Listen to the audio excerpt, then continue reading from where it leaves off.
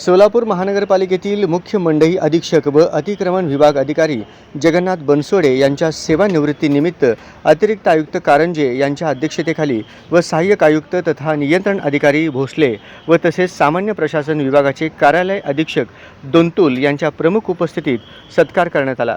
यावेळी गोपाळ पेडगुलकर, दावीद शिरशेट्टी, राजेंद्र बाबरे, उमेश गायकवाड, पाटील BS, प्रथमेश हेरापुरे, अक्षय बनगर, कट्टीमणी, डोंगरे, कदम, शेख, तळभंडारे कार्यक्रमाचे सूत्रसंचालन आणि आभार खरटमल यांनी केले। कारंजे, भोसले, बाबरे, पेडगुलकर यांनी आपले मनोगत व्यक्त केले व आभार प्रदर्शन गोपाळ पेडगुलकर यांनी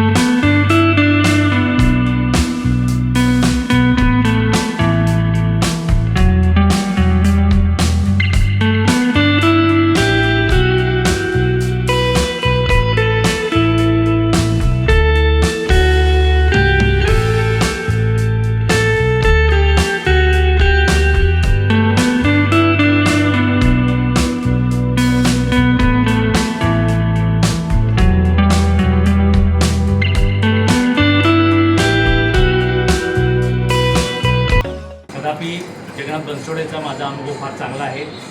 त्यांच्याकडे ज्यावेळी ज्या कार्याची जबाबदारी दिली गेली ती त्यांनी अत्यंत प्रामाणिकपणे आणि निस्वार्थपणे पार पाडली। मी गेल्या 15 दिवसापूर्वी सुद्धा एका ठिकाणी मी त्यांना अतिक्रमण मोहीच्या बाबतीत मी त्यांना वैयक्तिक घेऊन गेलो होतो। त्यांनी ती कार्यवाही लगेच 2 दिवसात पूर्ण केली। म्हणजे कामामध्ये कर्तव्याला जास्त स्मरून चांगलं काम करणं हे आज फार दुर्मिळ झालेलं आहे। त्यामुळं मी असे सांगेन की जे सेवक आता महापालिकेत कार्यरत आहेत त्यांना अजून त्यांची पुढची सेवा द्यायची आहे, तर अशा कर्तव्यदक्ष अधिकाऱ्याच्या प्रेरणा आपण समोर ठेवल्या पाहिजेत आणि तशा ठेवून आपण या महापालिकेत आपली सेवा केली पाहिजे। आज यांचा सेवानिवृत्तीचा दिवस आहे। मला असं वाटतं की अजून जसं भोसले साहेब म्हणले की अजून त्यांचं असं फारसं सेवा न करण्याची इच्छा आहे, अजून सेवा करायची इच्छा आहे। त्यामुळे आम्ही त्यांचा नक्की विचार करू।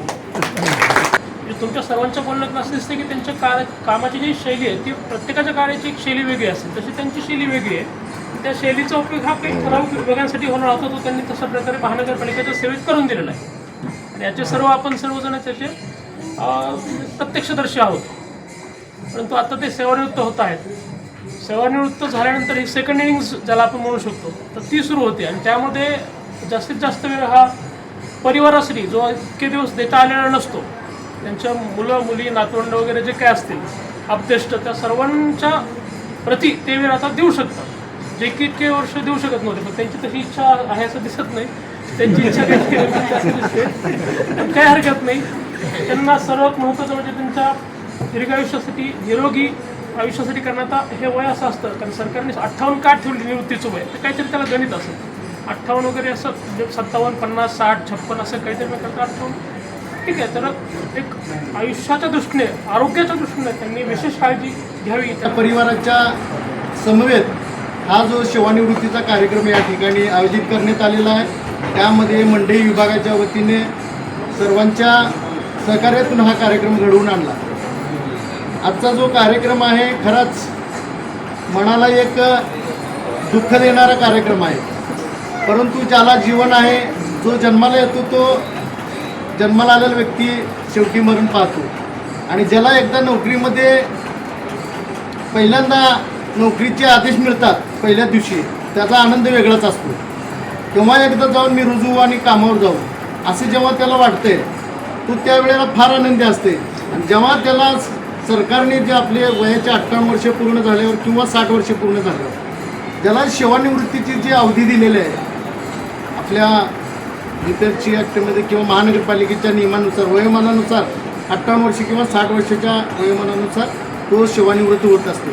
परंतु सेवानिवृत्त होत असताना ज्या वेळेला आपण कामावर लागतो आणि सेवानिवृत्त कालखंड आपण जे काम आपल्या वरिष्ठ अधिकाऱ्यांनी जे आपल्याला काम दिलेलं आहे, ठरवून दिलेलं काम आपण प्रामाणिकपणे आणि निसंकोचपणे निर्भीडपणे जर काम आपण केलात तर आपण सदैव यशस्वी होतो।